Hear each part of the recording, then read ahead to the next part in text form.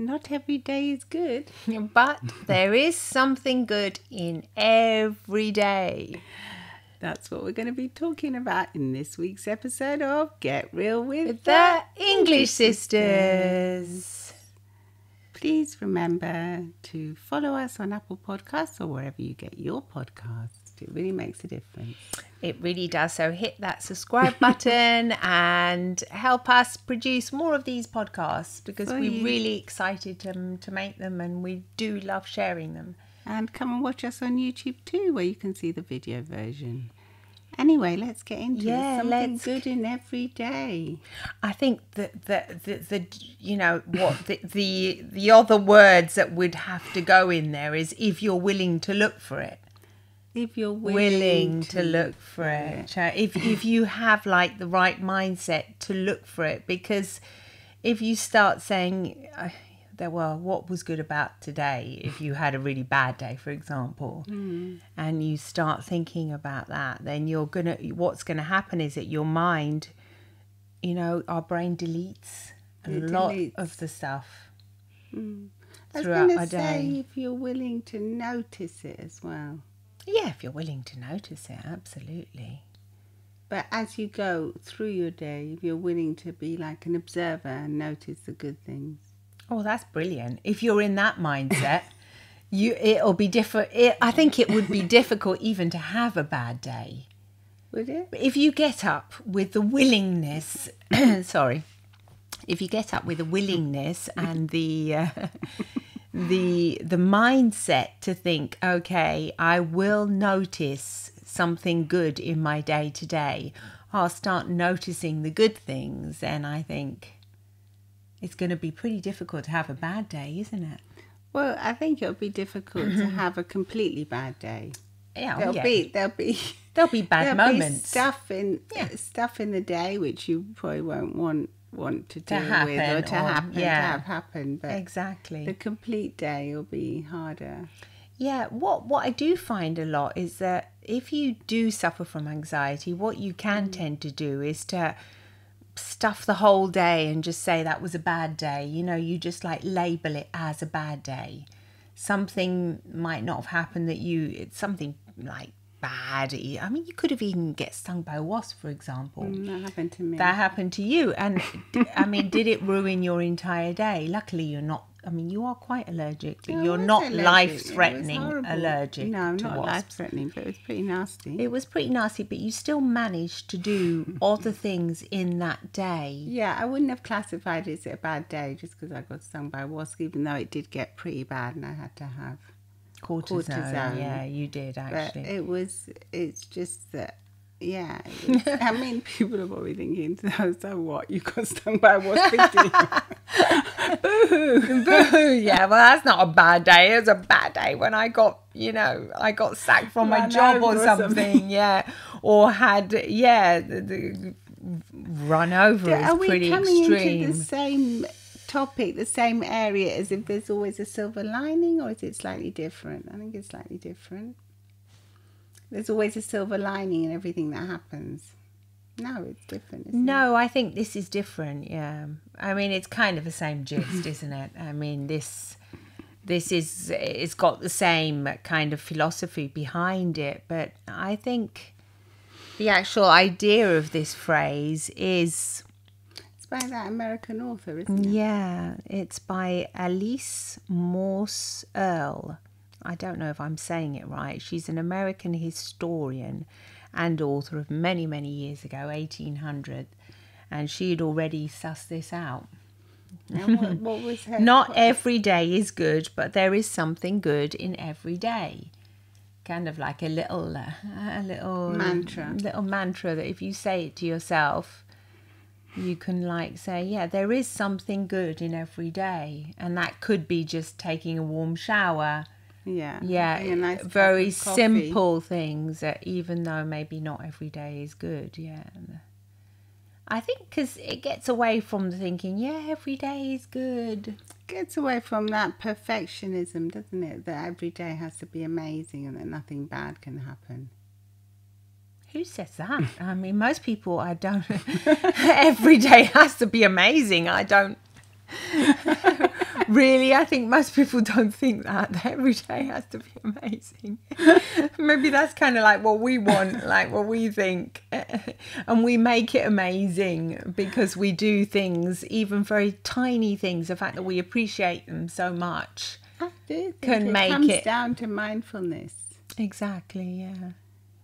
Can make it amazing. But I think most people just, especially if we're talking about like normal days when... The drudgery, you mean? Yeah, it's not a holiday or anything particular, just a normal day.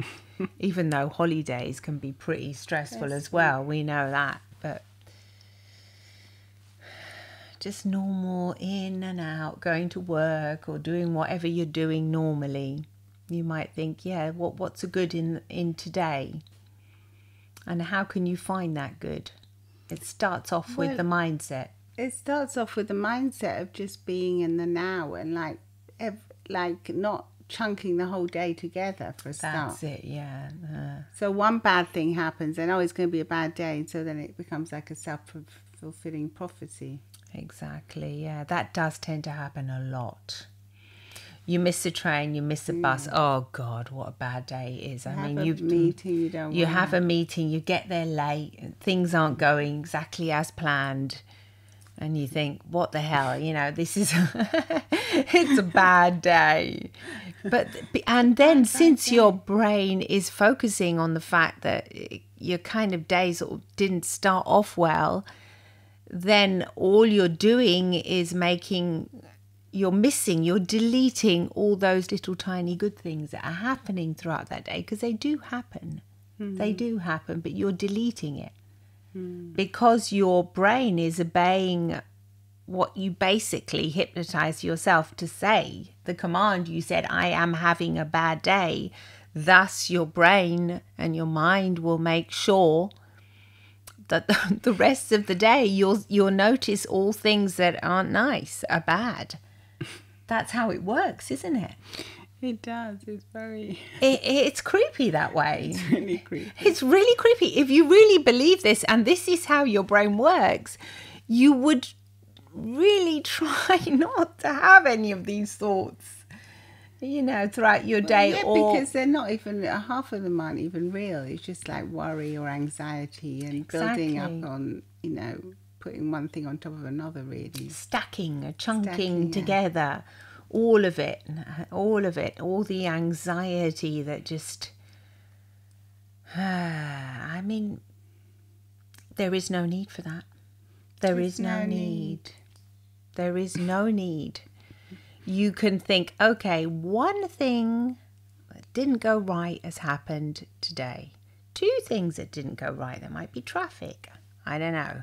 Whatever it is, we're not talking about really bad things. But even then, sometimes it is bad. What you consider bad things, and the diagnosis of an illness. You might have to go in. One that's not well. These can all these things can get you down and make you feel, oh no, this is a terrible day today. These things are stealing your moment. Good and bad in every day. Yeah, like that sounds like a song. If we could sing, we would burst into song. And bad in every day. But we can't. We're not very good at it. Yeah, I'm going to try and learn. That would be the day. That would be the day. Yeah. Anyway, yeah, you can. You're right about that. Yeah. Even when things are not going well, you can look around you and be willing to notice something good. It can really, really dramatically help reduce your anxiety. Sometimes it can just be a little joke, can't it? It can be humour. And you can think when something horrible happens, you can see the funny side of it. You can think this is going to be hilarious. Yeah, or this will be a story to tell in the future. So let me enjoy it now, like after 10 minutes later, after it's happened. Yeah, I'm going without waiting for the future again. Yeah, let me try and see the funny side of it right now. See the funny side of it, of what it's going to be like in 10 years' time when I tell this story. Exactly. Yes. So project yourself in the future instead of in the now, in that time when you're all healed or whatever. Yeah, whatever's happened. Yeah, whatever's happened for you. So yeah, definitely. I'm listening to the Diary of the CEO, and he was talking about AI and how it's going to overtake the world, artificial intelligence, and how it's going to, the one side is going to make our lives better, but on the other hand, it could be really damaging, and like it can be used in a really damaging way. And I think that's a little bit like our own brain. We can use it to our advantage, or we can use it just to create anxiety and stress and damage our own well-being just because of the stuff that we're saying to ourselves. It's HI, isn't it? Human intelligence instead of AI. It's HI. So HI is very similar to AI. It depends what you program in it. And whatever you program in, then it's going to spit it out. It's going to come out. And it comes out and it's going to manifest inside the whole of your body. So if you are putting in, oh, it's a bad day, miss this, miss that, everything. Let's see what else is going to happen that's not going to be good today for me. Then your HI, your human intelligence, is going to find ways to make that happen. And it will. It will, because it's extremely powerful. It's an extremely powerful tool, same as AI will be in the future and already is today. It will say, like you said, if you're having a bad day, it will stop you, for instance, doing your training, or you're going for a walk. Oh, absolutely. Or your own brain will say, no, it's a bad day. I'm not doing that. No. I'm going to eat unhealthily because I'm not doing that. Sabotage. You'll be sabotaging. But when if it's a bad day, okay, it's a bad day, but there's going to be so many good moments in the day. Look for the joy in every day. You will find that your bad day was actually a good day too. Yeah, your human intelligence will find ways, will start noticing, observing, like what you said right at the very beginning, will observe the good stuff, the things that give you a moment of pleasure, of joy, a touch, a cuddle, a hug, whatever it is, even if it's not physical touch. Yeah, gratitude, a ray of sunshine, a cloud, a drop of rain, millions of things out there to make you feel back in the moment and grateful again. Even a bug, amazing bug, amazing. A wasp. Even a wasp, a bee. A bee. Where would we be without the bees? Exactly. We didn't. We've just said that together. We've never said that before, but it is funny. Where would we be without the bees? Really? I mean, where would our ecosystem be on this planet without the bees? Goodness me. My son was telling me about this. The Man of War, I think it is. Looks a bit like an octopus, but it's actually not one being. It's made up of many. What is it? It's like a kind of octopusy thing. What is it? A Man of War. It's like Man of War. It lives in the sea. Oh no, it's called Portuguese Man of War. That sounds weird. And it's got nothing to do with Portugal, apparently. Okay. It lives under the ocean and it can sting you really bad. And it's known to have killed humans sometimes, but very rarely. Basically, it kills a fish it eats. But the thing is, it's called an Nifosaur or something. I can't remember the word. It's so complicated. Okay. But if you want to look it up, Portuguese Man of War, and it's actually made up. It's not like one entity. It's made up of different things that collaborate together.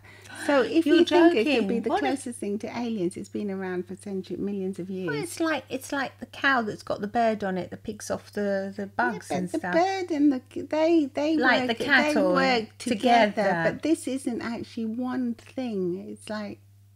Oh, that's the same. The bird and the cattle. No, the bird individually is an what individual. one thing. It can live on its own and eat off something else. Right. It just uses a cattle to eat off the cattle. Yeah. This cannot live on its own. It's all together. It's like a bit like the cloud, I suppose, about artificial intelligence. God, I've never heard of this creature before. Yeah. Good. There's not just that one creature. There's other creatures like it in the universe. I mean, if we could look it up, man. Wow. And I can say exactly what it is because it's pretty mind-blowing how it's not just one thing. It's like it collaborates together, but it cannot live as an individual. Like Man of War, is that what I have to Portuguese Google? Man of War. Portuguese. Never heard of that before. Oh my God, yes. It's amazing because The Portuguese Man of War, Physalia physalis, no wonder you can say it, also known as a man of war, is a marine hydrozoan found in the Atlantic Ocean and Indian Ocean. It is considered to be the same species as a Pacific man o' war or blue bottle, which is found mainly in the Pacific Ocean. But read about where it says it's an entity. It's a highly venomous open ocean predator that superficially resembles a jellyfish, but is actually I don't know how to say that, siphonophore. That's it. This is it. That's it. It's an actual siphonophore. Each man of war is actually a colony of several small individual organisms that each have specialized job and are so closely intertwined that they cannot survive alone. God, that sounds a bit like a colony of individuals that cannot survive. So one reproduces, the other one eats, the other one does this, but together they form like this one unit. It's pretty amazing. That's amazing. So the colony, each thing cannot survive on its own, but together they form this like beast. I wonder why they call it a man of war, because it must be pretty... Anyway, that's enough on that subject. Okay, I'm going to go back and have a look We'll at go that. down that rabbit hole now. Yeah. But what I'm saying is, why am I Amazing. saying? I can't even remember what. I've lost my train of thought now. There's good in everything, I suppose. Well, no, we were saying that there's so much to marvel about and so much to be grateful and so about. much to learn every day. So much to learn. I had no idea about this. They've got thin tendrils that can extend. That's enough now. Okay, yeah, I'm going to go on to mad research about this. No, I'm interested in the fact that it's like they're all intertwined. So it's a bit like humans, isn't it, as a species? But we can survive alone without, even though we don't do a very good job. We alone. don't do a good job, but in theory we could. Not alone. I mean, we couldn't can't reproduce breed alone. alone. We can't, yeah. No, but this thing, it's like it has a mouth here that's one entity, then it has another. Oh, God, you're going to give me nightmares now. I think that's enough. That's enough. I don't know. Yeah. Like a little alien. Yeah, okay. Right. So I think if that's It's far away under the sea. It's far away, yeah. It lives deep down, so even when you go... I think they can come up. Being silly. It's a marvel anyway. It's a marvel. It's a marvel. Yeah, it's yeah. something you can learn every day. I mean, yeah. I'd heard about these, but I didn't know that they were like entities. But why that did couldn't your son survive. start talking about this? Because he's fascinated with nature, and he just said how amazing it was. The ecosystem is. Yeah. That's where it all came from, this universe that we live in, from the bees to the man o' war. I mean, if we just think about that for a second, it'll be mind-blowing, won't it? Yeah, exactly. And it puts stuff into perspective, I suppose. It puts your day, your bad Your day into perspective. yes. If you look at the bigger picture of the whole world and of what other people are going through as well. Yeah, exactly. And that Even you're not though alone. often, You're not alone, because other people too are having a bad day, so to speak. They're not somewhere in the there world. will be a good in that day as well. Yeah, definitely. If they dare to look for it. Sometimes it's harder to look for the good than to just accept the bad. Because very often you're in your like mental rut of and having a bad day and kind of. It's kind of comforting in a way. Yes. Yeah, because it becomes that habit. Not really, really bad day. I mean, just like normal drudgy kind of days. They just like kind of become your routine, and then if you have to actually make the effort to think, oh, now I have to look for something good. I mean, you don't. I mean, it becomes like hard work almost. Yeah. But it's not, because you can just literally, you stop over for coffee or a drink or whatever. You can enjoy that. It's very, we're talking about really simple things here. It's not really a big deal. Even the feeling of a hot shower. as you sit down, on your favorite chair or something, it can be very, very simple things. It Just could be notice even them. things like remember when I stopped off recently in like on the motorway, and I went into the ladies' toilets, and there was they were fake flowers, but there was flowers in the toilet, and I thought, this is really beautiful.